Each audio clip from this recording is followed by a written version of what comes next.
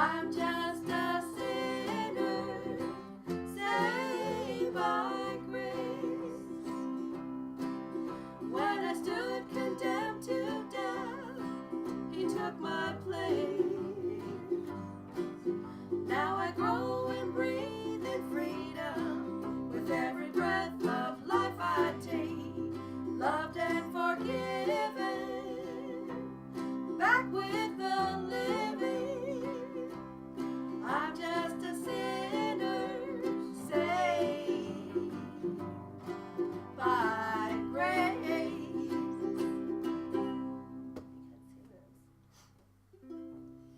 Because He lives, I can face tomorrow. Because He lives, all fear is gone. Because I know He holds the future, and life is worth the living just because He lives. And the Son, and the calling Jesus. He came to love, heal and forgive, lived and died to buy my pardon. An empty grave is there to prove my Savior lives. Because He lives, I can face tomorrow. Because He lives, all fear is gone. Because I know He holds the future, and life is worth the living just because He lives. And life is worth the living just because He lives. Okay, good. Come to me. Everybody can take their seats now. Help those that need help. I want to say greetings to everybody that's in here and everybody that's out there online. Welcome. This is the Children of the Free Church Ministry. My name is Charles Garcia, otherwise known as Buddy Garcia. I'm the teaching pastor / pastoring teacher. We gather here live every Sunday evening at 8 p.m. Mountain Standard Times. You're invited to watch. Get your messages in. They're important, giving us an idea of the reception of the teaching. I'm going to read some messages to you. The archives are available here on childrenofthefree.com, this site that you're watching. Also, archives are available on Facebook, on YouTube, and on Pinterest. You notice some change on stage and on camera. It's because we're in spiritual warfare and the war goes on.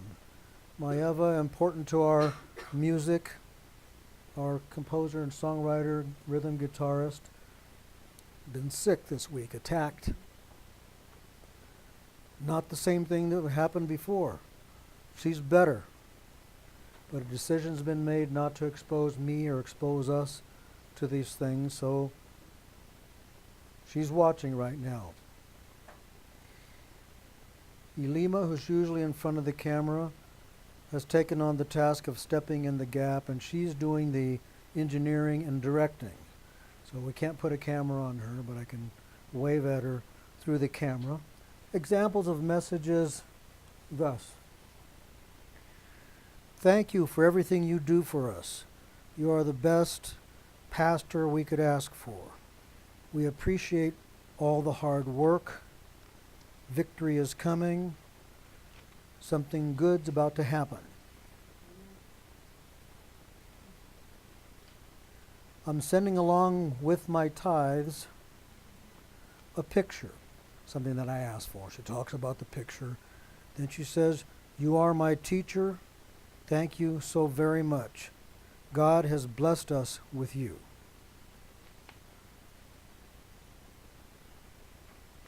Here's my offering. Says some things about my mentor, Dr. Scott, then says, "You've done him proud by carrying on his teachings. And I'm so glad you have. Sharing his knowledge with yours of the Bible is priceless, something that can't be bought. So I thank you once more for all your time and energy to reach your flock every Sunday." And then one more. "Dear Pastor, thank you for the DVD. It was good to see Doc again. God certainly prepared you for the ministry. You not only were taught by him, you also knew him. While God's promises of healing are there to be proclaimed, God had a purpose for you in your healing." He's referring to a serious form of cancer that I was healed from in the early 90s completely. "God has chosen you for the ministry. Your congregation may not be as large as Doc's, but we will be well taught." Now, last week we taught and proved, I think, the truths of Christ's death and resurrection, as opposed to man's traditions, perpetuating Satan's deceptions straight from Babylon and Egypt, the mystery religions, and fertility rites. He did not die and raise again Good Friday to Sunday sunrise. That's 1.5 days. But in 3 days, as we clearly demonstrated, and as he said last week. But, and listen up, I misspoke in the heat of the moment last week and blurted out that he rose again on the Feast of Trumpets. Wrong. That's incorrect. That should have been first fruits. He rose as first fruits to God. He died Wednesday, 6 p.m., Passover, and rose Saturday, 6 p.m. in the evening, Feast of First Fruits. Exactly 72 hours, 3 days, like he said.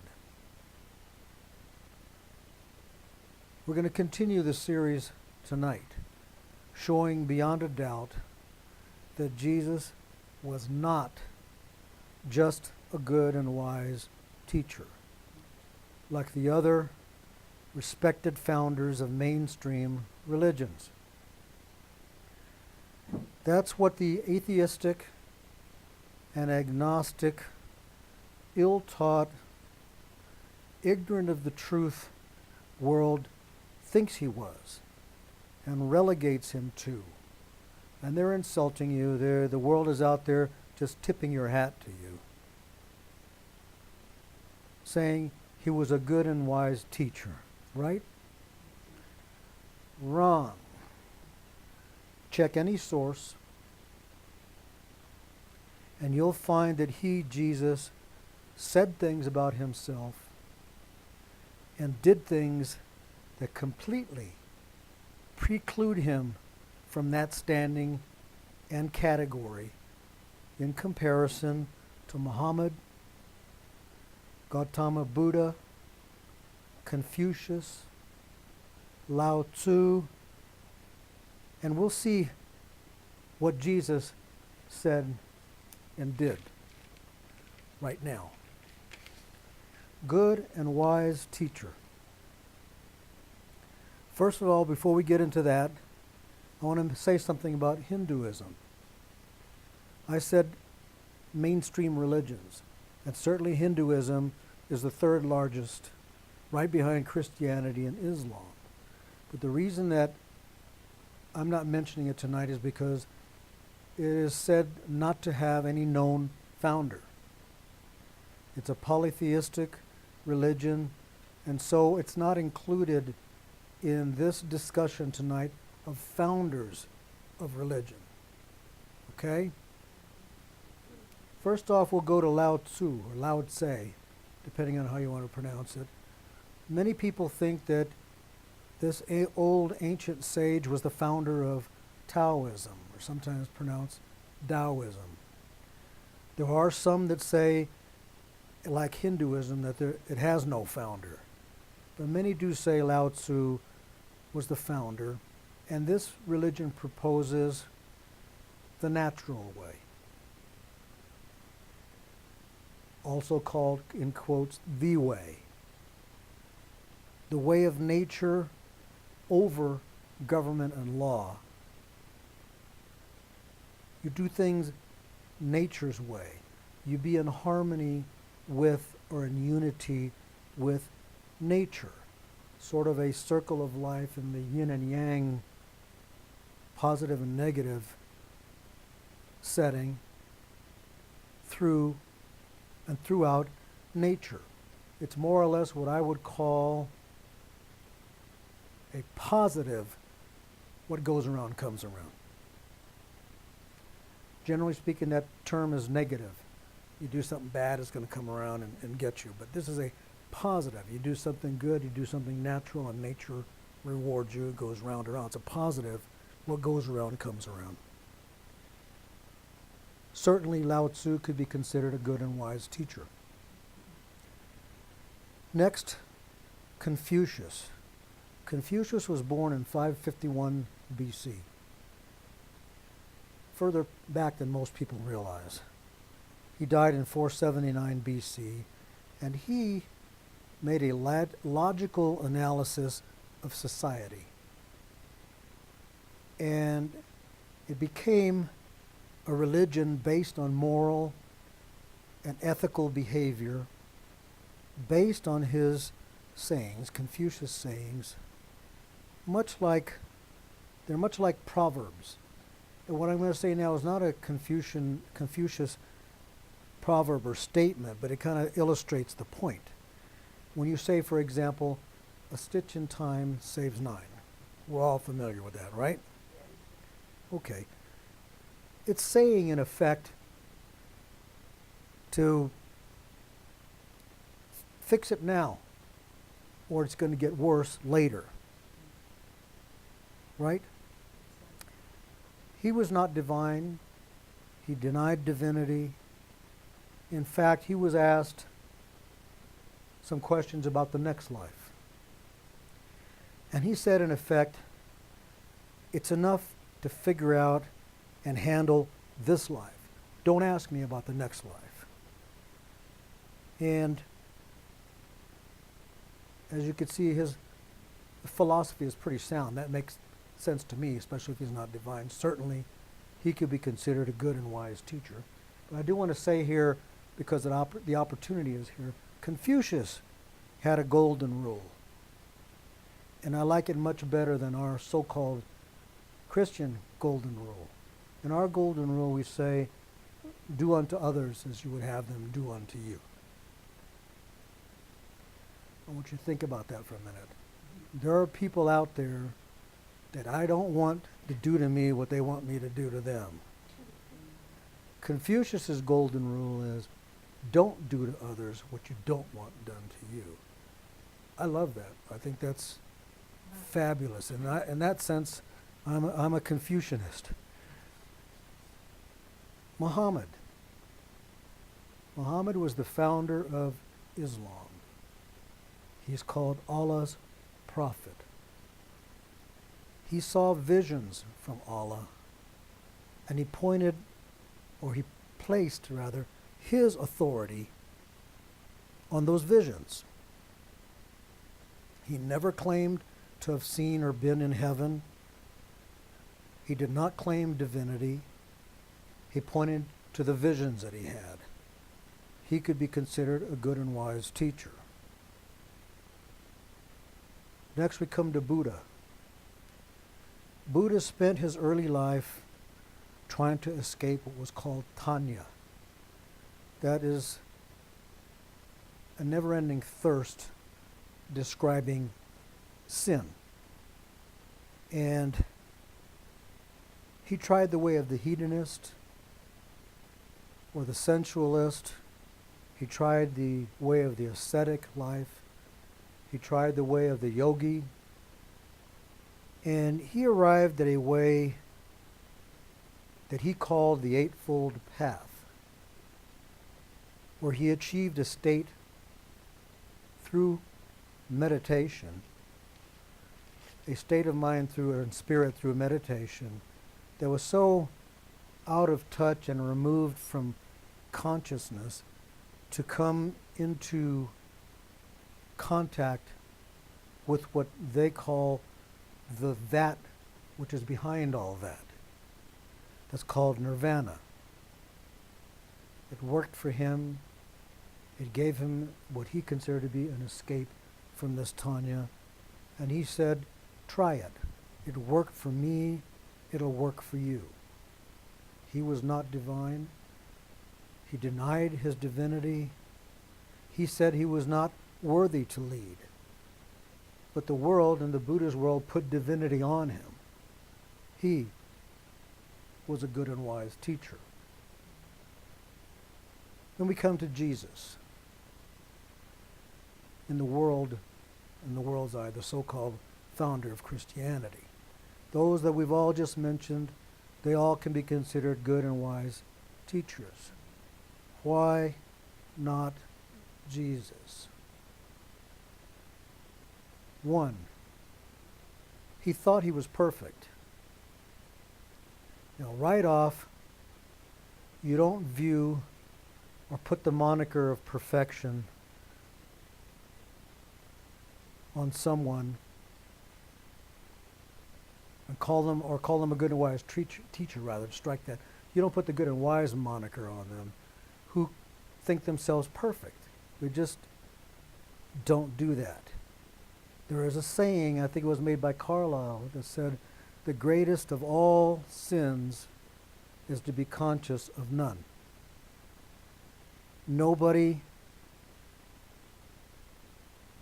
likes somebody who thinks they're perfect. Yet he did. He thought he was.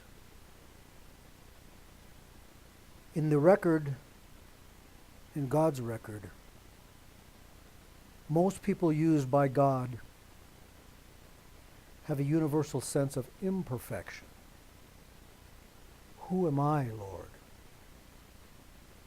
I'm not worthy to lead the people. I am a child, I cannot speak.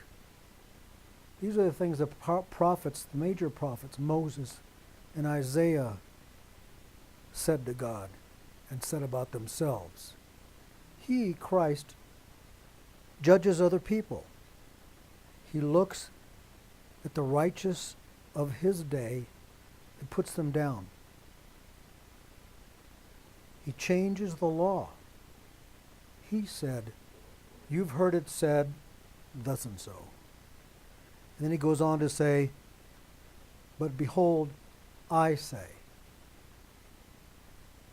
Number two, he seats all authority in himself.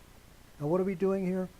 We're comparing to Muhammad, Buddha, Confucius, Lao Tzu, and other founders, respected founders of religion, to Christ, and why he cannot be considered, in the world's eye, although they call him a good and wise teacher.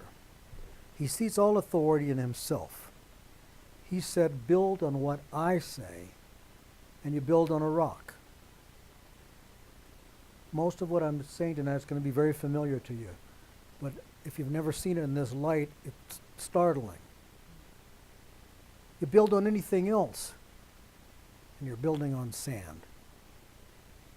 He said, literally, all authority in heaven and earth has been given unto me. Now, we're not going to go there, but if you want to see that yourself, it's in Matthew 28, chapter 28, verse 18. And he says that. All authority in heaven and earth has been given unto me.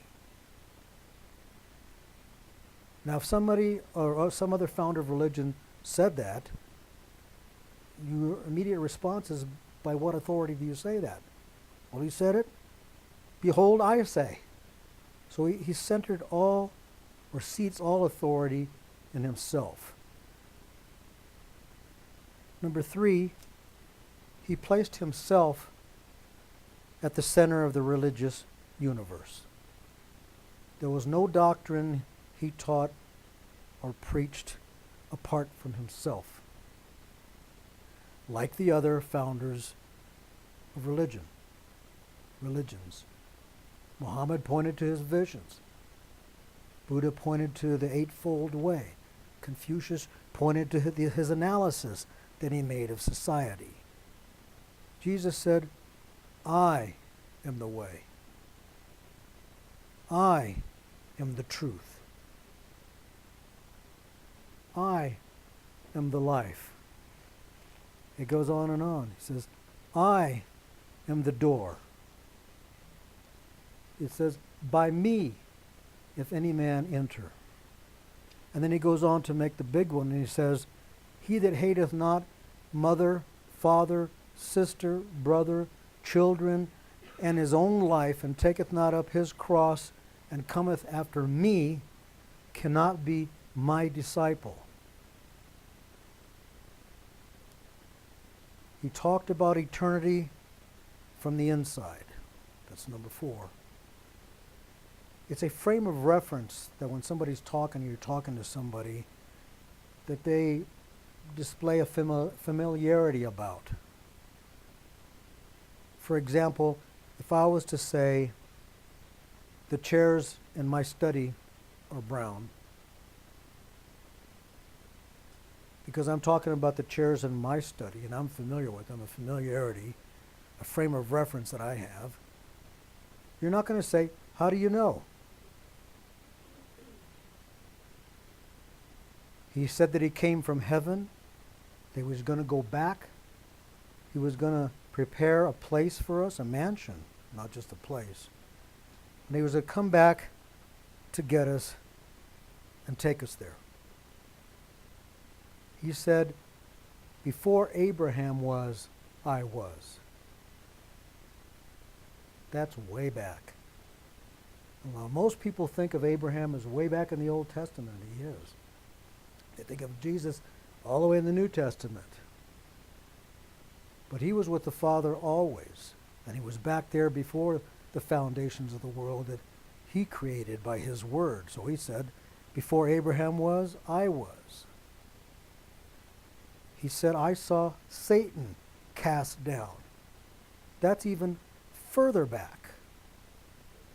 He displays a familiarity and a knowledge of heaven before and after earth, from the inside of heaven and being with God. None of the other founders of religion did that. Number 5, he said that he would die a ransom. He said there's something wrong with the whole earth that only his death would set right. Now let's pause there. Just ask you a question. It's somewhat rhetorical. Does that sound like any of the other founders of religion? He said the whole earth is lost. And he came here to die and pay the price of ransom to redeem it. Number 6, he said he would rise again. Last week, we taught that. He said that he would die and rise again on the 3rd day. I'm sure you remember that. We drove it home last week. Having said that,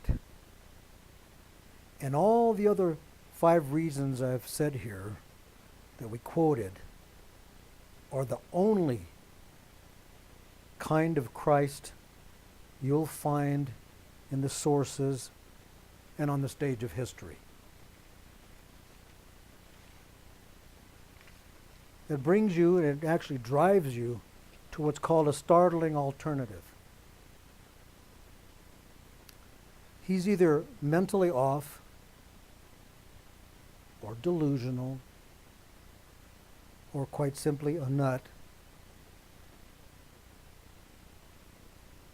but really believes what he's saying and is therefore good, but not wise, because it can't be. It's not possible, the things he said. Or he's clever enough to convince and to pull the wool over one's eyes, which would make him therefore wise, but not good, because it can't be true. That's in the world's view. Are you following me? Yes. The startling alternative.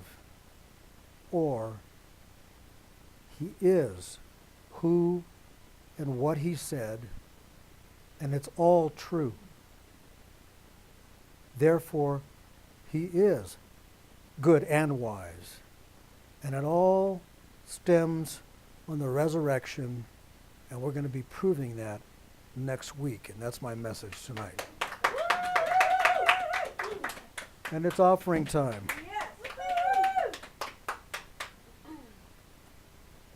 Put up the address if you haven't already.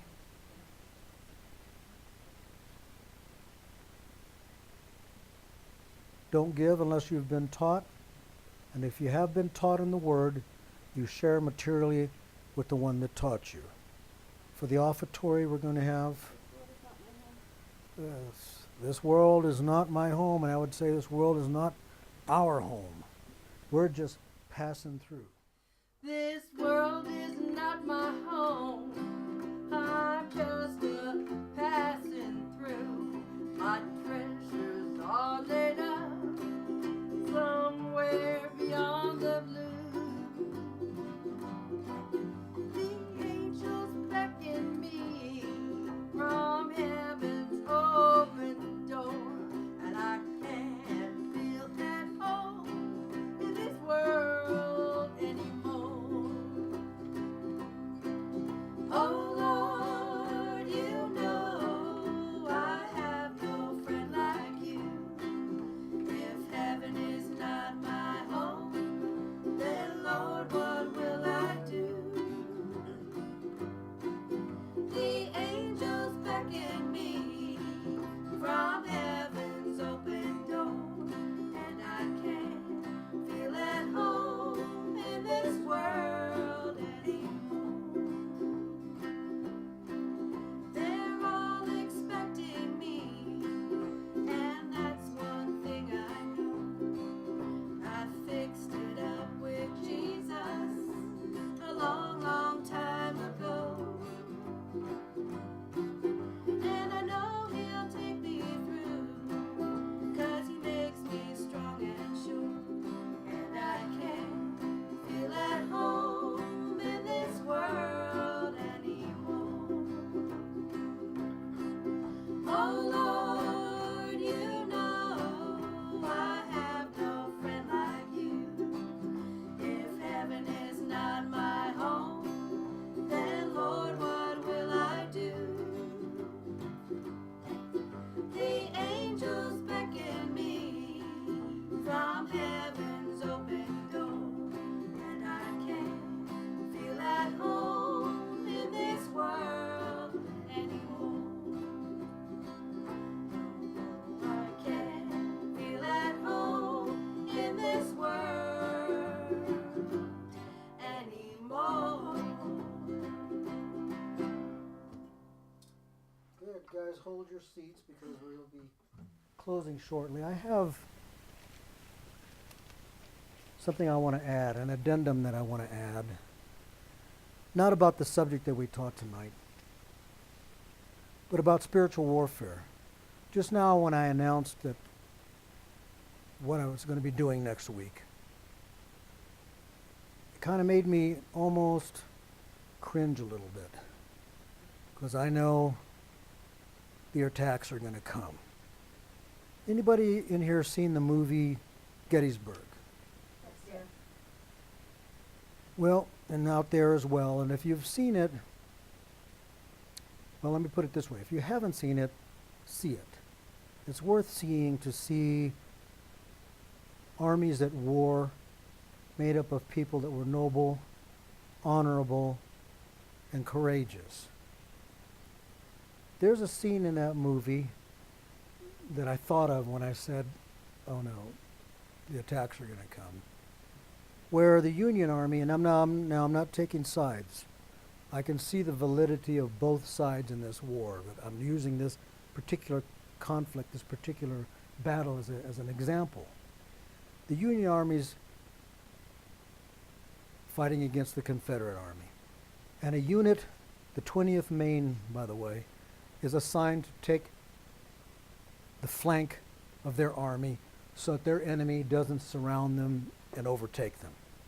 And they're told you got to stand on that hill and you got to hold it no matter what, because if you go down, they're going to flank us and take us over. And their enemy, the Confederates, keep charging up that hill over and over and over again, until both sides, and quite frankly, the Union Army was worn down to a nub. A lot killed, more wounded, tired, hungry, thirsty, scared, out of ammunition. And while they're deciding what to do in that very brief lull, very brief moment, what do we do? What do we do? There's an old grizzled sergeant that's sitting on the ground wounded, and he says, "Colonel, here they come again."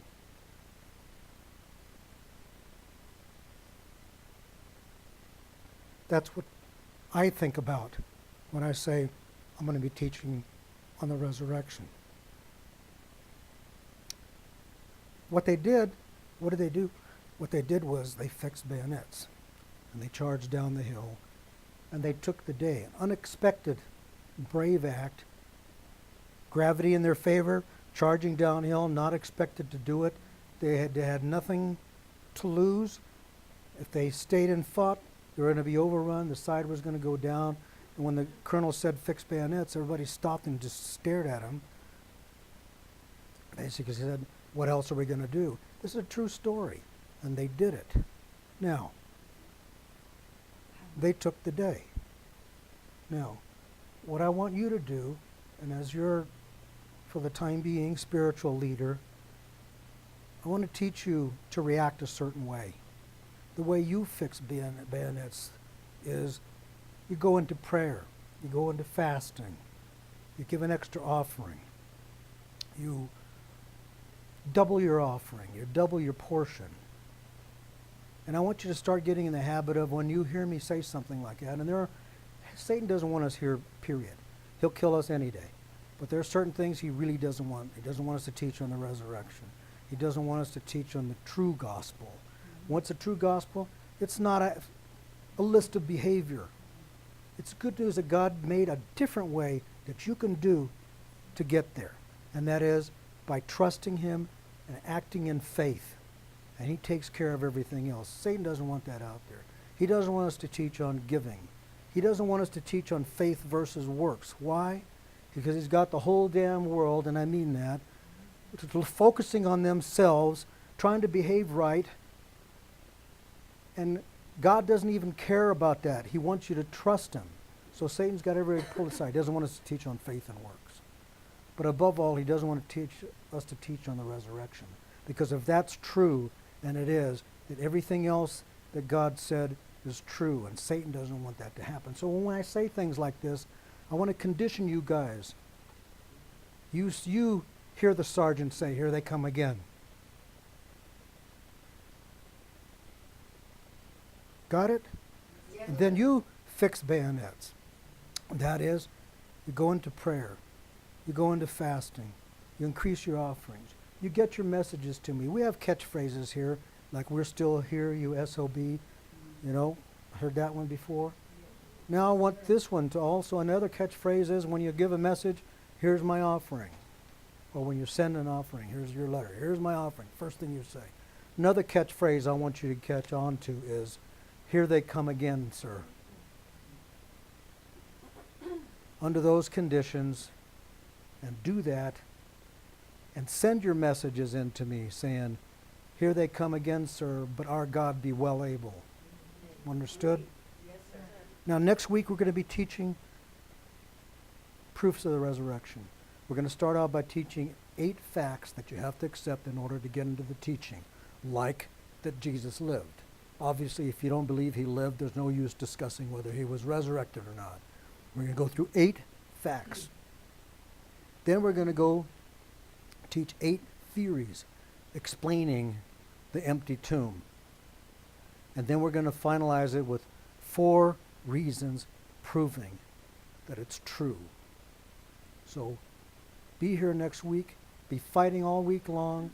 Fix bayonets. Here they come again. Well, our God be well able.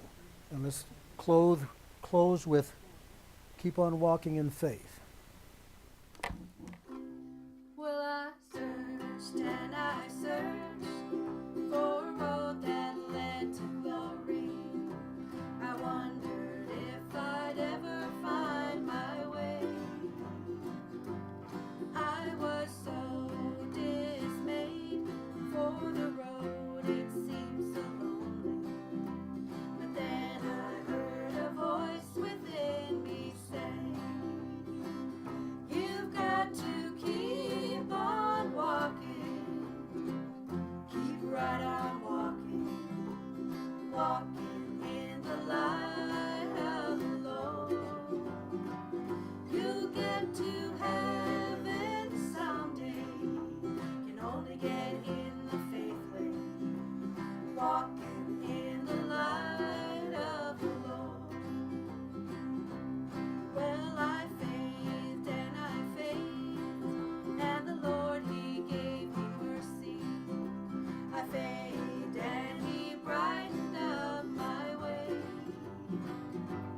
I sat down to rest, for my feet had grown so weary. But then I heard a voice within me say, you've got to keep on walking, keep right on walking, walking in the light of the Lord. You'll get to heaven someday, can only get in the faith way, walking in the light of the Lord. You've got to keep on walking, keep right on walking, walking in the light of the Lord. You'll get to heaven someday, can only get in the faith way, walking in the light of the Lord. Walk